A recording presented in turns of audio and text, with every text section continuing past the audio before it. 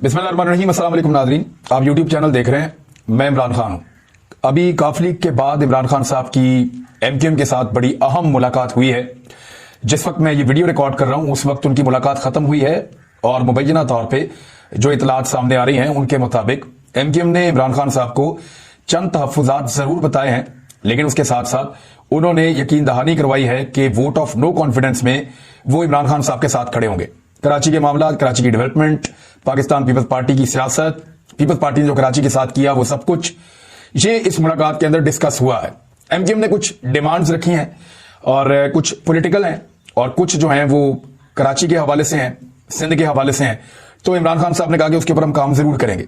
दूसरी जानिब एमक्यूएम ने उनके कुछ अरकान ने खुद यकीन दिलाया कि तहरीक-ए-एतमाद से आप परेशान मत हों और ये जो सिलसिला है इसमें एमक्यूएम आपका साथ देगी। फिलहाल उन्होंने ये कहा है, लेकिन सियासत में कोई पता नहीं होता कि कल क्या हो जाएगा, क्योंकि काफ लीग जो कभी इमरान खान साहब को यकीन दहानी करवा रही थी और पब्लिकली वो ये कह रहे थे, उनके बारे में अब कुछ इत्तलात आ रही हैं कि उन्होंने मुलाकातें की हैं पाकिस्तान तहरीक इंसाफ के लोगों से और उसमें उन्होंने एक शिकवा किया है। शिकवा उनका यह है कि अगर आपके अपने लोग आपके साथ खड़े नहीं होते और वहां प्रॉब्लम क्रिएट हो जाता है तो फिर हमारे लिए बहुत मुश्किल होगा कि हम आपके साथ खड़े हों। देखिए, सियासी नुक्ता नजर से बात ठीक है उनकी। अगर इमरान खान साहब अक्सरियत खो देते हैं अपनी ही जमात के अंदर, यानी उनके अपने लोग उनका साथ छोड़ जाएं, फर्ज करें अभी तो ऐसा दिखाई नहीं दे रहा, इमरान खान साहब के बकौल उनके लोग उनके साथ इंटैक्ट हैं, उनके साथ खड़े हुए हैं, लेकिन अगर इमरान खान साहब के अपने लोग उनको छोड़ जाएं और इत्तेहादी इमरान खान साहब के साथ बैठे रहें और इमरान खान साहब की हुकूमत खत्म हो जाए तो फिर इत्तेहादी जो हैं वो अपोजिशन के साथ कभी भी वो वर्किंग इक्वेशन नहीं बना पाएंगे, आने वाली हुकूमत के साथ अपने आप को एडजस्ट नहीं कर पाएंगे। तो यहां पे इत्तेहादियों के लिए भी मुश्किल है और वो इस बात पे जोर दे रहे हैं कि इमरान खान साहब को सबसे पहले अपने घर को मजबूत करना चाहिए और अपनी पार्टी के अंदर ये सूरत पैदा करनी चाहिए कि उनके लोग 100% उनके साथ खड़े हों। बड़ी खबर आएगी लंदन से, क्योंकि अलीम खान चले गए हैं जहांगीर खान तरीन को मिलने के लिए और अब इन दोनों के दरमियान क्या बातचीत होती है, क्या एलामिया जारी होता है, किस किस्म की हिकमत अमली बनाते हैं, ये बहुत इंपॉर्टेंट है और वहां से एक बड़ी खबर निकल सकती है। अभी तक की मेरी इत्तला के मुताबिक अलीम खान या जहांगीर तरीन इमरान खान के खिलाफ तहरीक-ए-एतमाद में साथ देने की यकीन दहानी नहीं करवा सके। ये दोनों लोग, इनके साथ एमएनए भी वाकफ हैं। देखें, दोनों एमएनए तो नहीं है, ना अलीम खान तो पंजाब में एमपी हैं और जहांगीर तरीन नाअहल हैं, लेकिन इन दोनों के साथ एमएनए के ताल्लुकात हैं क्योंकि ये दोनों टिकट बांटने के अंदर शामिल थे और पाकिस्तान तहरीक इंसाफ में खुसूसन पंजाब के अंदर और जो सेंट्रल पंजाब है वहां पे इनका बड़ा अहम रोल था, जनूबी पंजाब में भी। तो जो एमएनए टूटेंगे वो जहांगीर खान तरीन और अलीम खान के जरिए से टूटेंगे, लेकिन इन दोनों ने अभी तक इमरान खान साहब के खिलाफ कोई इशारा नहीं दिया, जबकि इनका इशारा हमेशा से रहा किसके खिलाफ? उस्मान बुज़दार के खिलाफ। उस्मान बुज़दार के मामले को इज्जत बेइज्जती का मामला बनाते चले जा रहे हैं पाकिस्तान तहरीक इंसाफ के अंदर के लोग। इमरान खान साहब ने मुलाकात की अपनी पार्टी के लोगों से और एक तफसीली मुलाकात थी उनकी, उसमें उन्होंने अपनी पार्टी के लोगों को कहा कि डट कर सामने आए और अरकान असेंबली से जो उनकी मुलाकात है उसकी अंदरूनी कहानी भी सामने आ गई है। वजीर आज़म ने इज़हार ख्याल किया कि पंजाब पर गहरी नजर है मेरी और सब कुछ मेरे इल्म में है, तहरीक-ए-एतमाद पर अपोजिशन को बदतरीन शिकस्त देंगे। अरकान ने फिर यकीन दिलाया कि तहरीक-ए-एतमाद नाकाम बनाने के लिए हम आपके साथ डट कर खड़े हो जाएंगे। अरकान कौमी असेंबली ने वजीर आज़म पर एतमाद का इज़हार किया, लेकिन उस्मान बुज़दार के मामले पर बहुत सारे अरकान असेंबली ने गिले शिकवे किए, खासतौर पर जिनका ताल्लुक पंजाब से है। तहरीक इंसाफ के कुछ अरकान वजीर आला बुज़दार की कारकर्दगी पर नाला हैं और साथ ही साथ उन्होंने कहा कि गवर्नेंस के इश्यूज हैं यहां पंजाब के अंदर और बैड गवर्नेंस से हुकूमत को परेशानी का सामना है, अगले इंतखाबात में मुश्किल पैदा हो जाएगी, उस्मान बुज़दार को हटा दिया जाए। मेजर ताहिर सादिक के बारे में मैंने आपको थोड़े दिन पहले बताया था, एक बड़े बहादुर और बड़े शानदार सियासतदान है अटक में। उनके हल्के में मलिक अमीन असलम की मुदाखलत बहुत ज्यादा है। मलिक अमीन असलम खुद वहां से इलेक्शन लड़ना चाहते हैं, लेकिन मलिक साहब की जो सियासी कुव्वत है या सियासी अंदाज जो है वो इस तरह के वो है नहीं कि वो वहां से इलेक्शन जीते हैं। मेजर ताहिर सादिक पूरा साल अपने हल्के में रहते हैं, छोटे से बड़े मामलात के अंदर लोगों से मिलते जुलते हैं। अमीन असलम का ये सियासी रवैया नहीं है, लिहाजा वो मुकाबला कर नहीं पाएंगे, लेकिन वो चाहते हैं कि ये सीट उनको तश्तरी में रख के पेश कर दी जाए। तो ये भी तहफ्फुजात हैं जो इमरान खान साहब के सामने रखे गए हैं।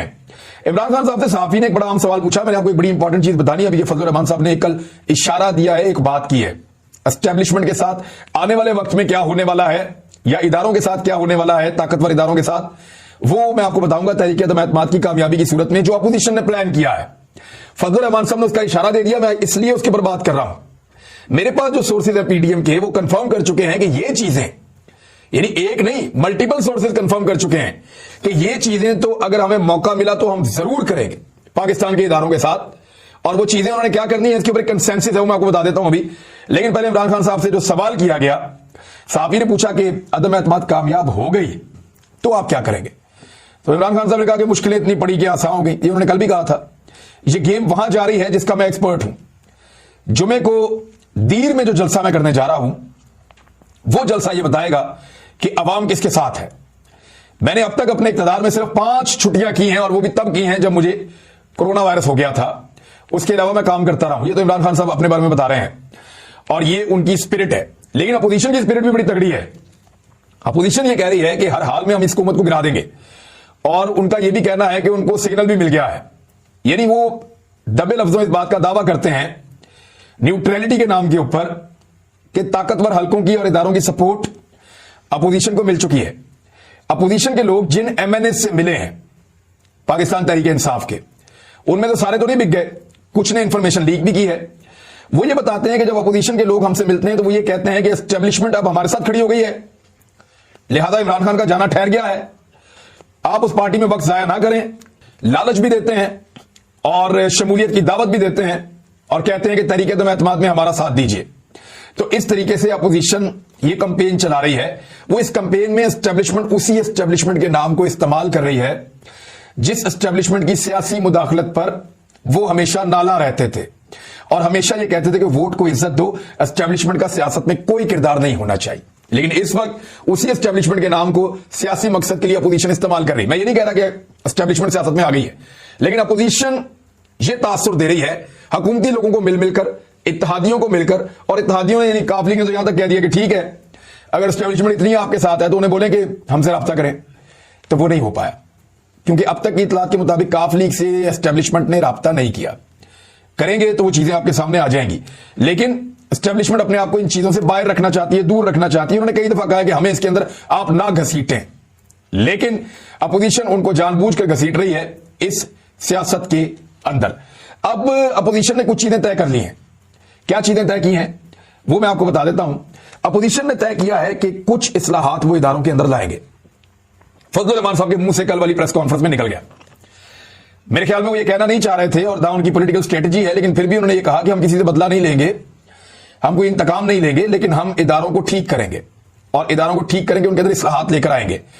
اب میرے پاس کیونکہ انفارمیشن ہے، ہمارے پاس سے ہر پارٹی کے لوگ ہم سے ملتے ہیں، معلومات ہمارے ساتھ شیئر کرتے ہیں، تو وہ انفارمیشن میں آپ کے ساتھ شیئر کر دیتا ہوں کہ یہ اپوزیشن آنے والے وقت میں اگر تحریک عدم اعتماد میں کامیاب ہو جاتی ہے اور پاکستان میں ایک حکومت بنانے میں کامیاب ہوتے ہیں، چاہے وہ ملی جلی سرکار ہو، ایک مخلوط حکومت ہو یا کسی ایک پارٹی کی حکومت ہو، جیسے بھی ہو، لیکن کچھ چیزوں کا ان کے درمیان کنسنسس ہو گیا ہے، وہ میں آپ کو بتا دیتا ہوں. نمبر 1، پاکستان کی فوج انٹیلیجنس ایجنسیوں کو کنٹرول میں میکسیمم لایا جائے گا. اور یہ وہ پہلے کہتے بھی رہے ہیں، یہ ایسی بات نہیں جو میں پہلی دفعہ کہہ رہا ہوں. نواز شریف صاحب یہی کہتے رہے نا پہلے بھی، باقی لوگ بھی یہ کہتے رہے ہیں. نواز شریف صاحب تو یہ بھی کہتے رہے ہیں کہ فوج کا بجٹ جو ہے اس کو ڈسکشن کیا کریں گے اس کی ہم پارلیمنٹ میں. میاں صاحب نے کہا، میں تو نہیں کہہ رہا. پھر وہ میکسیمم کنٹرول کرنا چاہیں گے پاکستان کے عسکری اداروں پر اور پاکستان کی انٹیلیجنس ایجنسیز کے اوپر، اور اس کے لیے وہ باقاعدہ یہ چیزیں طے کر پائے ہیں کہ اگر اب ہمیں طاقت ملتی ہے تو ہم یہ رستہ ہمیشہ کے لیے بند کر دیں. دیکھیں یہ اچھا ہے یا برا ہے، اس کا فیصلہ آپ لوگ کریں، اس کا فیصلہ وہ ادارے کریں، اس کا فیصلہ وہ پولیٹیکل پارٹیز کریں. میرا اس سے کچھ لینا دینا نہیں. میں رپورٹ آپ کو کر دیتا ہوں کہ ایکچولی انہوں نے کیا طے کیا. ایک، پاکستان میں جو عسکری ادارے ہیں اور انٹیلیجنس ایجنسیاں ہیں ان کو سیاستدانوں کے کنٹرول میں وہ لے کر آئیں گے اور ان کی طاقت کو کم کریں گے، خاص طور پہ اس لحاظ سے کہ وہ کوئی انفلوئنس کر سکیں پولیٹیکلی معاملات میں زیادہ تر. نمبر 2، فوج کے جو سٹیکس اور کاروبار ہیں عسکری اداروں کے، ان کو کم کیا جائے گا اور بتدریج کم کیا جائے گا، لگاتار کم کیا جائے گا. جیسے بہت ساری چیزیں چلتی ہیں فوج کے انڈر میں، تو ان کے سٹیکس اور کاروبار کو کم کیا جائے گا. نمبر 3، داخلی اور خارجی معاملات میں بتدریج فوج کی مداخلت ختم کی جائے گی.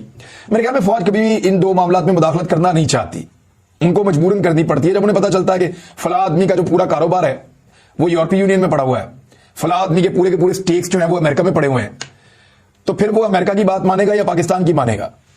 تو اس لیے فوج اس چیز کے اوپر نظر رکھتی ہے ہمیشہ سے. دنیا بھر کی اسٹیبلشمنٹ اس چیز کے اوپر نظر رکھتی ہے. لیکن اگر سیاستدان اس قابل ہوں اور اتنے بہتر ہوں اور ان کے سٹیک صرف پاکستان کے اندر ہو तो फिर किसी भी फौज को या दुनिया की कोई भी फौज हो, उसको जरूरत ही नहीं है कि वो इन चीजों का बोझ अपने ऊपर उठाए। लेकिन क्योंकि यहां पे लोग बहुत मशकूक सरगर्मियों में रहे हैं, ऐसे लोग भी पाकिस्तान के हुक्मरान रहे हैं जिन्होंने ऐसे फैसले किए जिन्होंने पाकिस्तान को डैमेज किया, पाकिस्तान को नुकसान पहुंचाया, तो फिर इन इदारों को कौमी सलामती के लिए, मुल्क के लिए थोड़ा विजिलेंट रहना पड़ता है और चीजों के अंदर असरअंदाज होना पड़ता है इन इदारों को। तो अब यह फैसला किया गया है कि दाखिली और खारजी मामलात में बतदरीज फौज की मुदाखलत या इदारों की मुदाखलत जो है वो खत्म कर दी जाएगी।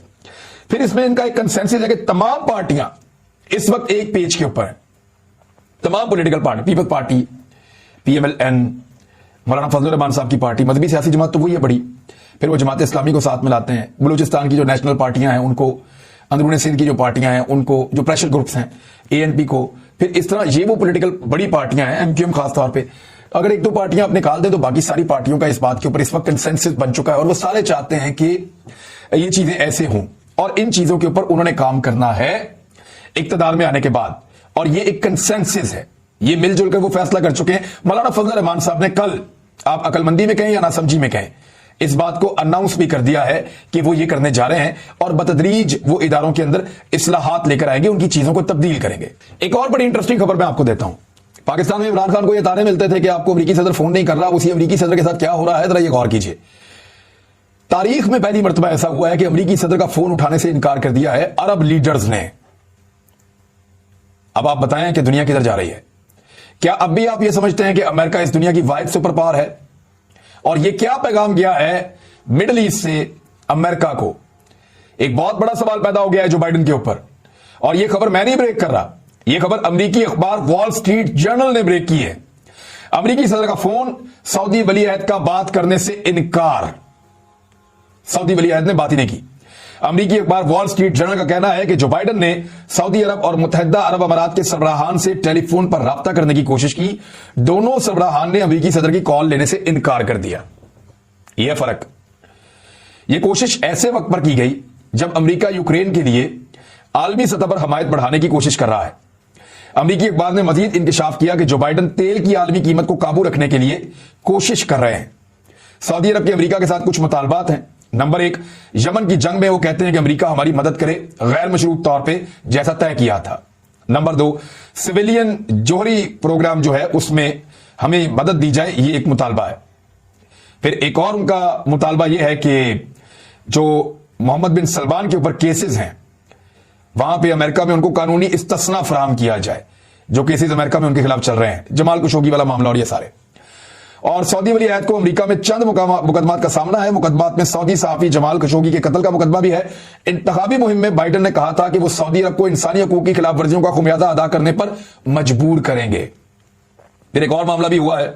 मुत्तहिदा अरब अमारात को भी हौसी बागियों की जानिब से हालिया मिसाइल हमलों के जवाब में अमरीकी रद्द अमल पर खदशात हैं, और साथ ही साथ FATF की ग्रे लिस्ट में डाल दिया है मुत्तहिदा अरब अमारात को। यह भी एक ज्यादती वो समझते हैं कि अमेरिका और उसके इत्तेहादियों की जानिब से हुई है। हाल ही में मोहम्मद बिन सलमान ने स्टेटमेंट दिया था कि अमेरिका में वो अपनी इन्वेस्टमेंट को कम करने जा रहे हैं।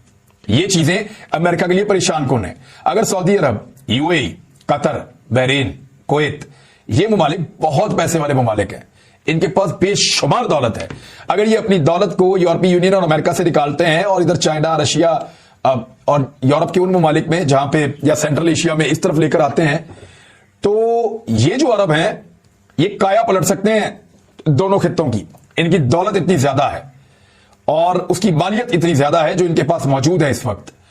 तो रूस का तेल बंद करने पर अमेरिका ने जो फैसला किया, यूरोपीय यूनियन ने उसका साथ नहीं दिया। वो मैं आपको इसके ऊपर एक वीलॉग अलग करके बताऊंगा। बड़ी इंपॉर्टेंट जो है वो डेवलपमेंट हो रही है। तेल आलमी मंडी में इतना महंगा होने की तवक्को है कि इंसानी तारीख में कभी नहीं हुआ होगा, जो सूरत बनती हुई दिखाई दे रही है। अमेरिका के कंट्रोल से हर चीज निकलती चली जा रही है और अरब ममालिक के फोन ना सुनने के बाद बहुत मुमकिन है कि कुछ अरसे के बाद अमेरिका को घुटनों पर आना पड़ जाए। उसकी रीजन क्या है मैं आपको एक और वीलॉग में बताऊंगा, लेकिन ये डेवलपमेंट अपने ध्यान में रखिएगा। आप तकलीफ नहीं, अपना ख्याल रखिएगा, अपने इस चैनल का भी। अल्लाह हाफिज।